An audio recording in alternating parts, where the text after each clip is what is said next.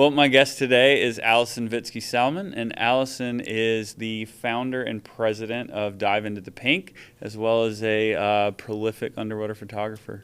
And welcome, Allison. Thank you.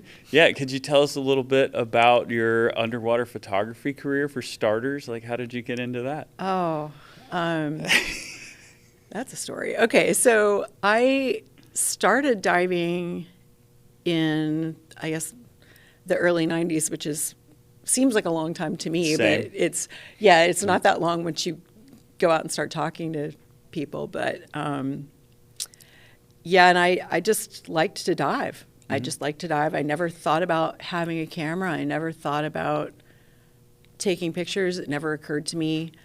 And I had an ex that bought, he bought it was like a little CNC, one of those, like a point and shoot that had everything all included.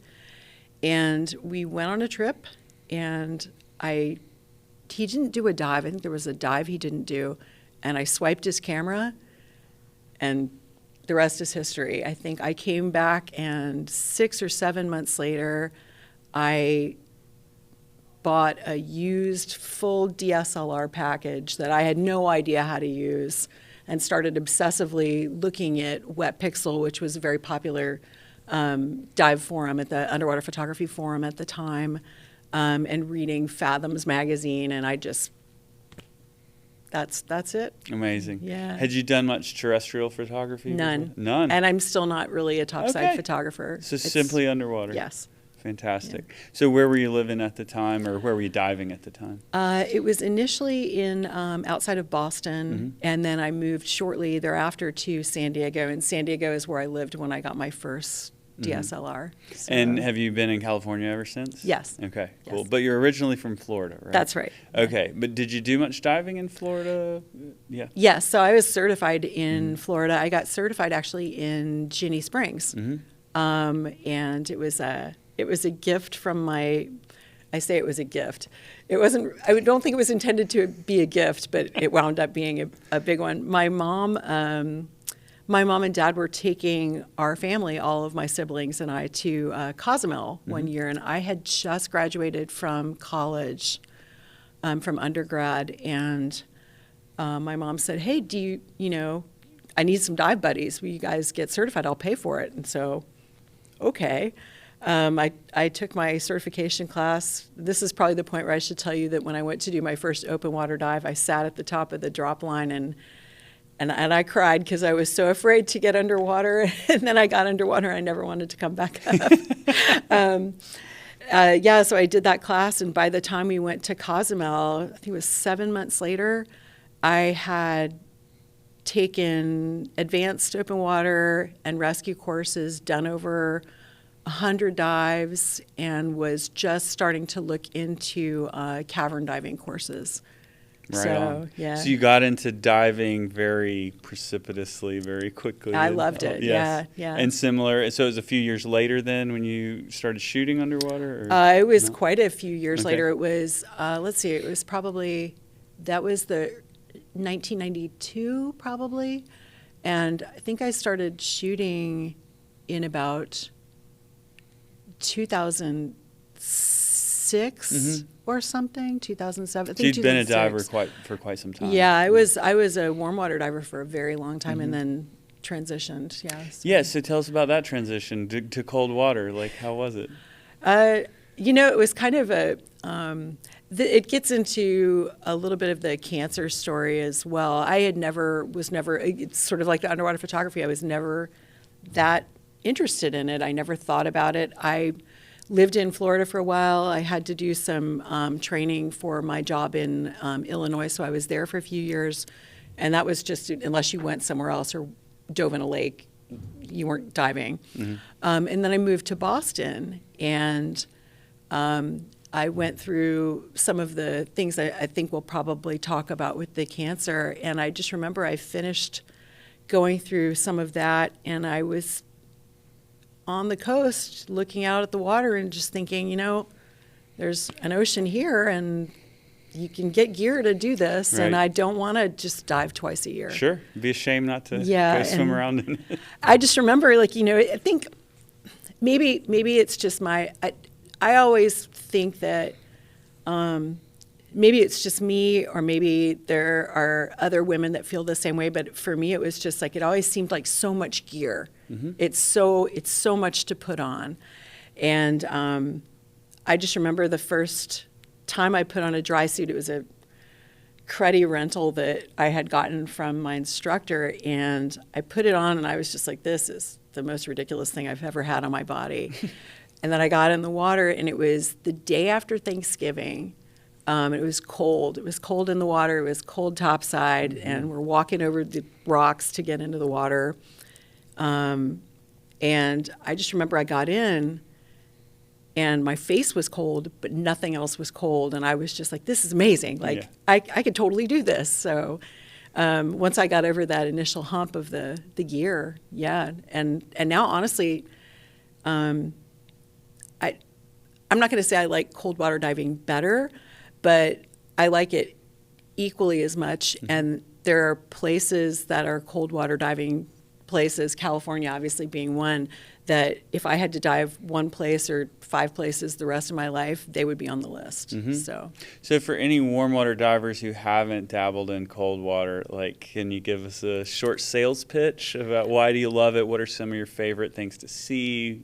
Oh, yeah, absolutely. So, again, I think sometimes it does wind up being a bit of a gear thing. There's a lot of gear. You wind up having to generally carry a little more weight when you do it. It's a lot more maintenance, and it, goodness knows it's expensive. But it just opens up a world of possibilities of diving that you can do. For me, I know people do this in a wetsuit, but it's a lot more comfortable in a dry suit. Mm-hmm. The giant kelp forests in California are some of the most incredible diving that anybody could ever do anywhere. It is like swimming in a forest.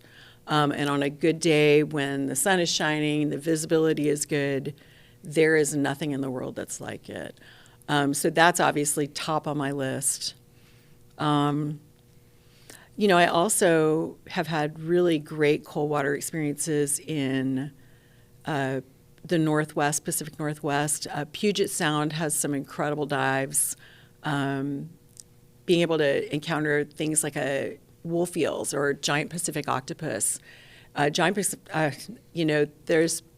been a few dives that we've been fortunate enough to come across giant Pacific octopus that were out of their dens. And when you see an animal that's got a head that's 4 feet across, it's just one of the most incredible experiences that you could have in the water. And nothing equals that in warm mm-hmm. water, in my opinion, nothing. Mm-hmm. And then if anybody ever is a cold water diver, I always tell them the one place they really need to go is God's Pocket, the northern aspect of Vancouver Island. Browning Pass, that area is just incredible. It's incredible. The color and the marine life there is it's unparalleled. Amazing. So, okay, you've told us about the kelp forest, about God's Pocket. This sounds like some of your favorite places to dive. Yes. But you've dived all over the world. Yes. So tell us about more of your favorite places to dive. What else makes the list? The list is long. Yes. The list is long. Well, let's see. One of the coolest places we've been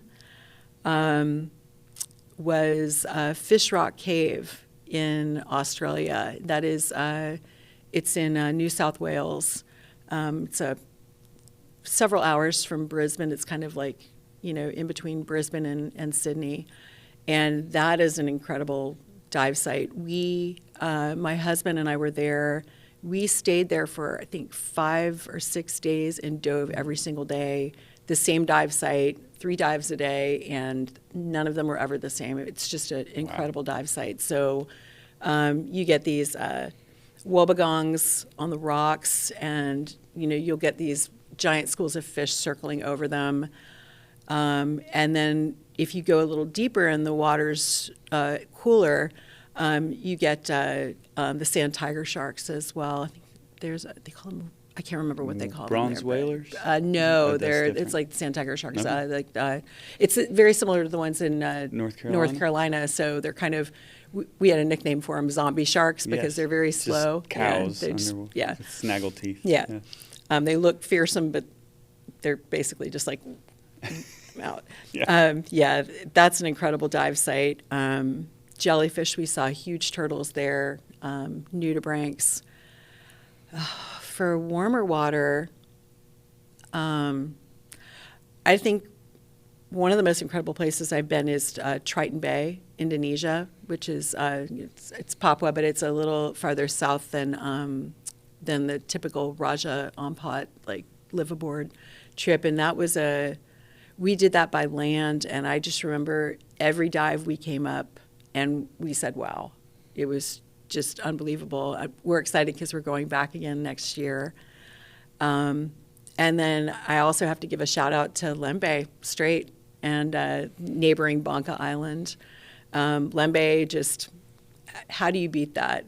That's fantastic diving. So the most incredible creatures that you could see in warm water, probably. And nearby Banca Island holds a special place in my heart because the reefs are beautiful. There's fantastic macro, but we also adopted a dog from there. So, and her name is Banca. So, good. So, yeah. And then, how about your favorite subjects to shoot? You mentioned giant Pacific octopuses. Clearly, those probably make the list. What others? I am an octopus fiend. Same. I love octopuses, octopi. Octopodes. Yeah, octopodes. Yeah, I love them. You can just tell. You can tell when you're interacting with them that they're smart. And I think that's just always, you're looking at them and they're looking right back at you. I've always loved that. I'm a sucker for jellyfish, but who isn't? Everybody knows who Alex Mustard is, every photographer, and I just remember he called them. I read something where he called them judges' kryptonite for photo competitions. Because they're just beautiful and they come in all shapes and sizes. Yeah. I'm a sucker for any pelagic invertebrate, to be perfectly honest with you. What else? We have these fish at home. They're related to the scorpion fish. They're called cabezon, and I will if I see a cabezon, I will shoot it, and it doesn't matter if I have 50,000 pictures that look exactly the same. I'll still stop to shoot it. And other than that, big schools of fish, shiny schools of fish. Right on. Yeah. Okay, so tell us about Dive Into the Pink. That's an organization you founded in 2015, so 10 years ago? Yeah, 2015, yeah. Okay. So I am a breast cancer survivor. So I was actually still in school. I was doing a postdoctoral fellowship, so I was almost done, but not quite. I had a couple years left. And I found a mass in my breast one day, and I just was, getting dressed and found a mass in my breast, and flash forward a few weeks, and I found out that I had breast cancer, and I was, I think I was 33 years old, and it was a surreal experience. And I was a warm water diver at the time. Shortly after I went through a treatment for that, I became a cold water diver as well, as I stated before. But, I went through a number of surgeries. I went through 4 rounds of pretty intense chemotherapy. And after that, I did a lot of breast cancer walks and breast cancer runs, and that became a big part of my life for a little while. And a few years later, I moved to San Diego, and I started diving in California. And in California, I realized that there was a conflict, because the best diving of the year is generally September and October. And in October, I didn't want to be doing breast cancer runs or walks. I wanted to be diving every weekend. And so I kind of let it go for a while. I started diving and stopped doing the walks. And every October, I would see all these women participating in these events, and I would feel terribly guilty. And one day I was telling a good friend of mine who was a boat captain at the time, I was saying, God, I feel guilty every October. And she said, well, why don't we see if we can do a charter and raise some money that way? And I did a boat charter, and it sold out in a day, and we raised $1,200. And I just remember we put pictures. I bought some pink tutus and things like that from Amazon, and I put them up on social media, and they went crazy. And I remember I came to DEMA the following year, and I had a friend of mine say to me, there's something there. You should consider doing something with that. And so I thought to myself, fine, we'll throw a little bit of money into this and see if we can found a nonprofit and see what we can do with it.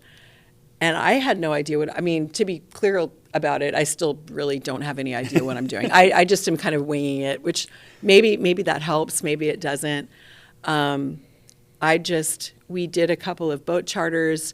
Those have become a little more difficult because liability insurance in California, it can be a little bit challenging now, but we have moved it so that now we do a big booth at the scuba show, which is usually in Long Beach every year. And we've taken that to, as you know, become more of a photo booth. And I know that you've participated in that, and we have the photo evidence of it. And we do a photo contest in concert with the online site Dive Photo Guide every year. It's usually called Think Pink. Mm-hmm. And then every, either autumn into winter, we do an auction called the Pink Auction, really original. And it's just really grown into something that's fun and it's very rewarding. It's something I do in my free time, mm-hmm. So it's salary free. I try to keep the costs as low as possible. I will pay for website costs and maybe the booth at Long Beach and some of that stuff with the money that comes in every year. Mm-hmm. And otherwise, every bit of it gets donated to either cancer laboratories, specific laboratories that are doing cancer research that we believe in, or I will donate it to a nonprofit organization called the Young Survival Coalition. They really support women with younger women with breast cancer, and they were critical for me when I was going through my treatment. And so I tried to make sure that we know where our money is going. And for Young Survival Coalition, we sponsor patients to go to their annual symposium so that they can participate and meet other women that are survivors. Yes, so it sounds like building community then is a large part of what you're trying to do. Yes. Well, tell me more about, I really appreciated hearing, you mentioned feelings of guilt, for example, from not participating in the runs and so forth. So you were already trying to give back and participate and raise money before Diving into the Pink came into being. But could you talk a little bit more about your experience as a survivor and just what led you to decide to invest so much of your free time for a decade now into helping and caring for people and providing community and support? What drove you, obviously your personal experience, but what in that? You know what it is? It is that at the end of every year, when we send those checks out, it is the best day of the year for me. That probably sounds really cheesy, but because I'm not necessarily a real soft, sentimental person, but the first time I sent a big check out and knew where it was going and knew what research we were sponsoring and knew how we were helping people, it made all of the work and all of the effort worthwhile. So, and that is what drives me to do it every year. There may be some years that are more successful than others, but no matter what, at the end of every year, it's knowing that we are doing something, and just that incredible feeling of look what I've done. Mm-hmm. So, Wonderful. Yeah. So in addition to your Dive Into the Pink shirt, I see you're wearing a Women Divers Hall of Fame necklace. Very cool Women Divers Hall of Fame necklace. Tell us a little bit more about Women Divers Hall of Fame. I understand you're a member. Yes. I was blown away to be inducted in 2021. So, that was. Sometimes I still feel a little bit of imposter syndrome with that because you're standing next to some absolutely incredible women. I was nominated by Sylvia Go, and she's also actually a breast cancer survivor, and is a stunt double and has been obviously in the Women Divers Hall of Fame for a long time. It's been incredible. So they're obviously a nonprofit organization, and they do honor women that are accomplished in the field of diving and related fields, but they're also really well known for their scholarship and training programs, and that's probably one of the bigger things that they do every year is that they provide sponsorships to young women and young men that are looking for additional training and support for various aspects of diving. Cool. So you and I connected professionally in the first place through Alert Diver magazine. Right. And do you happen to recall when you might have contributed your first article or photo to Alert Diver? Oh. Maybe 2011 or 2012, probably. Right on. Well, that would have been right when I started as editor for the magazine, and so that's pretty neat. And you have contributed a lot of articles over the years to Alert Diver, so we're really pleased to have had that long-standing partnership with you and Andy. Likewise. And it's really fun to be able to publish your great work and share that with Dan members. Thank you. Well, I want to know a little bit more about your history with Dan. Have you ever had to use Dan's services? Or I have had to make a phone call to Dan. I have never had to actually do more than that, thankfully. Not yet anyway, Good. Hopefully never. But so after I went through all of my treatment, again, it did involve a number of surgeries. And I moved to San Diego, and once I was in cold water, I began to have some issues with skin bends. And the first time I had them, I honestly had kind of pushed my limits, and then I had taken a hot shower, which don't do. But great tip. Yeah, don't do that. Every time I see a hot tub on a dive boat, it makes me want to. Not too hot, not too soon. Exactly. So I got out of the fourth dive of the day where I had pushed my limits and took a hot shower immediately thereafter, which, in retrospect, not the brightest move. And that time I got skin bends. They were gone by the next day. I took a day off of diving and then never had a problem. And a year later, I think, I got in and I was doing perfectly recreational profile and had skin bends, and it was in the same area. I get a patch on my abdomen. Mm-hmm. And I called Dan and asked them about it, and they said, well, you really need to go get checked. You need to go see a dive doctor. And fortunately, I was in San Diego, and there's some wonderful dive physicians there. And I had been emailing back and forth and had a few phone calls with Karen Van Heusen, who's an incredible dive physician.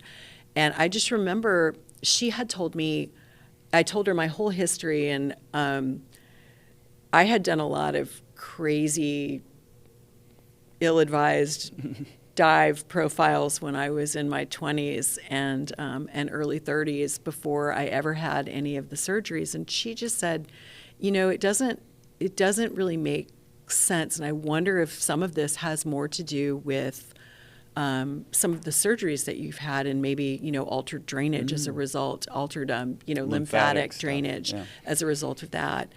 And so we never went through much much of diagnostic work then, because she said, if you can keep it under control, it may not be that big of a deal. We can do further diagnostics, but the history that you've provided, I'm not convinced that it's a problem. Okay. And I went through a number of years, and finally last year, actually, I had a friend who had a stroke as a result of a PFO, and it had always sat in the back of my mind, what if? And I had been able to keep it under control and never had any issues as long as I, was very conservative with my diving, did nice long safety stops, dove nitrox, all of that good stuff that we talk about. And I went ahead and I went through a number of diagnostics at UCSD, and it was concluded that I did not have a PFO. So now I'm just in a position where I just dive conservatively. But yeah, it was that is the phone call to Dan that did lead me to all of this. There have been a number of great articles about skin bends, though, and PFOs. Oh, good. In Alert Diver. And then, obviously, Dan Insurance, that ability to make that phone call and know that you're supported is something that I recommend to Wonderful. everybody. All Yeah. right, we're glad to hear it. Well, in addition to more conservative profiles, as health status changed and things like that, what else do you think about in terms of diving safely, and whether on your own, as a photographer, with groups of divers? How do you conceptualize safety in your own diving? Right. So, I guess the way I look at it is I have to be responsible for myself. I've certainly been in the water and been in situations where I did feel pressure to do things that I was not comfortable with. And the older I get and the more experienced I get, the more that you realize that you have to kind of push for what you're comfortable with. I've certainly been places where I was with companies that didn't necessarily want me to do such a long safety stop, because I will do a long safety stop if I have the ability to do so. For me, I just try to dive conservatively. I make sure that I am feeling comfortable with who I'm diving with. I tend to dive with other people that are very like-minded. I do not dive with people that I feel are going to pressure me in any way. If I think things are changing, if I'm not comfortable with the way things are going in the water, I will call a dive. I have no problem with it. I think there's altogether too much ego, which never really did make a whole lot of sense to me. Sure. But for me, it's just one of those things where I know my own limits, and I think that that's important for every diver to feel comfortable knowing their own limits. And sometimes you may end a dive early, or sometimes you may not do a dive, but sometimes that might be the situation that enables you to do countless more dives. And Amazing. I always think about that. Well, couldn't have said it better, and just really appreciate you emphasizing the importance of feeling safe to call off a dive. Right. That is so important. We see that in case report after case report, how important it is for people to feel empowered to make those decisions, those hard decisions. Agree. And you also mentioned the role of social pressure, and I don't think it can be overstated how important it is as a safety factor or a hazard factor, is thinking about the role of time pressure from captain or crew, pressure from dive staff, pressure from other divers, from significant others. That's another thing we see really often in case reports is that social pressure played a role in preventing people from standing up for themselves and making safer choices. And so we just want to, that's a message that we at Dan really try to convey to people, is how important it is to take that leadership role and stand up for your own needs and stand up for the needs of other divers who may not feel safe, and do what you can to push back against social pressure that might push you away from safer practices. Yeah, absolutely. And, I always think about it in terms of everybody's body composition is a little bit different, and that physiology plays a big role in how things transpire during the dive. And it's just very important to know your own body, know your own limits, and make sure that you say, I'm going to do it this way.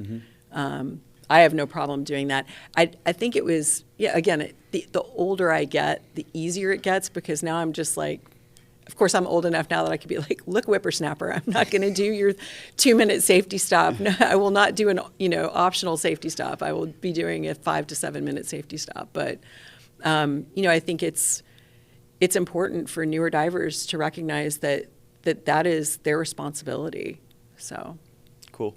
Yeah. So that's another thing you mentioned is taking responsibility for yourself. And right. Also very, very important. So would you like to tell us a little bit more how we can learn more about Diving in the Pink, where we can find, hear more about what you're up to, see your photos? Absolutely. So I'm going to date myself right now and say that I'm most active on Facebook. I'm trying to be better about Instagram, but honestly, it's a time factor for me. But I will get better. Let's see. So I have a personal profile that's at Allison Vitsky Sallmon. That is Facebook only, and then I have all the other things for Dive Into the Pink. And our website is diveintothepink.org, and we have all of our big events on there. So it'll have like dates for the photo contest, dates for the auction, links to how you can get involved, all of that. Well, Allison, thank you so much for joining me. It's been an absolute pleasure talking to you. Thanks again. Thank you for having me.